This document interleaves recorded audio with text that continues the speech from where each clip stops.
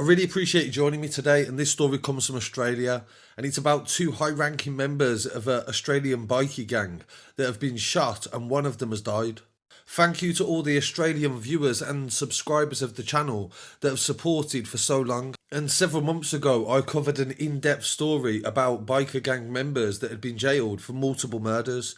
And that story recently has had over 100,000 views, and I wasn't sure why. So when I checked it out, I discovered that this is to do with the fact Tarek Zahed and his brother had been shot outside a gym on May the 10th. Initial reports said that Tarek was almost completely blind, and he was shot several times in the head, leg and arm as well, and his brother was murdered in the hit outside a Sydney gym. Tarek is aged 41 and his brother Omar was 39 years old when they were shot with at least 20 bullets outside the gym in Auburn in the southwest of the city. It's been reported that Tarek has lost sight in his right eye and the vision in his other eye is reduced. It was also described by medical experts that his legs were shredded by the bullets and that it's a hit or miss as to whether he will survive. And the police have refused to rule out an inside job. Police are also investigating a previous shooting that occurred 2 weeks before of Mahmood Browning Ahmed.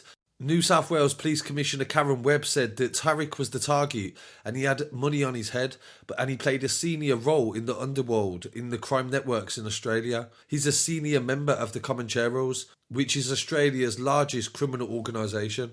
They said whoever has done this wants to go toe-to-toe with them, and nobody does that. Police have also said in a statement that Tarek was warned days before his death of the fact that he had a threat to life. The police also said there was 2 other crime scenes related to this as well, where 2 cars had been burnt out in nearby locations, and this may have been the cars that were used in the actual murder.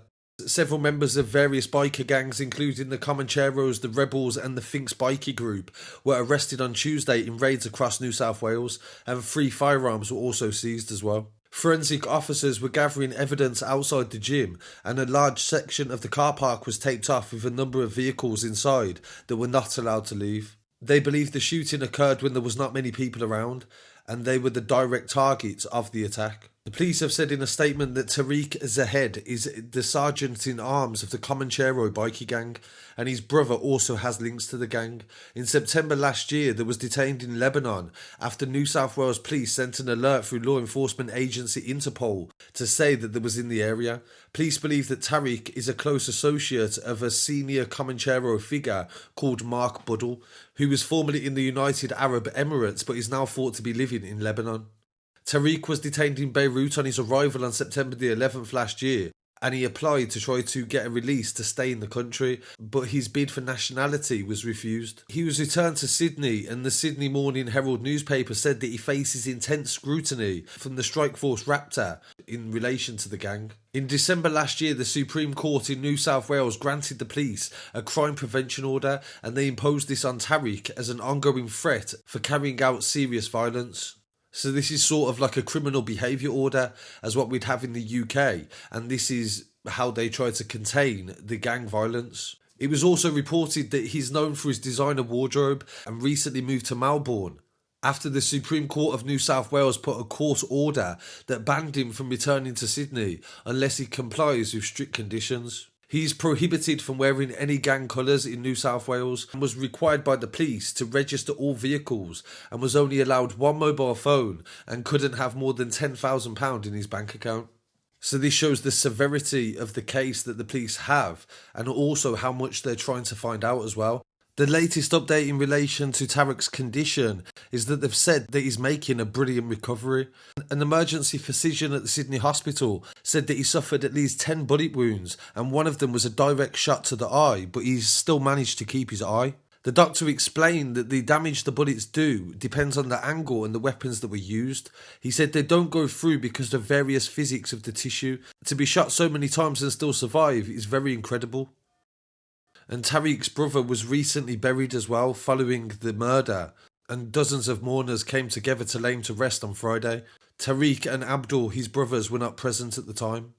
The funeral was heavily monitored by police amid fears there would be a shooting and escalating tensions between warring gangs, and a roadblock was set up as well. Riot squad and highway patrols, uniformed officers and members of the Raptor squad hovered nearby.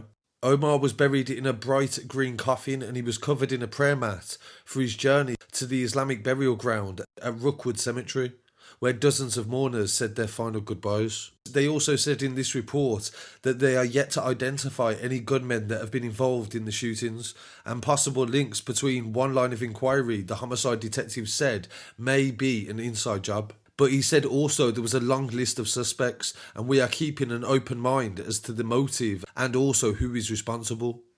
This story is still in the early days and I'm definitely going to follow it up very soon and aim to try to get some more insight for you guys to be able to understand it better. So I really appreciate it if you leave a comment below and share this story. It really does help. And also don't forget to follow at Scarcity Studios on Instagram, TikTok, Twitter and Facebook, and send your stories to news@scarcitystudios.com.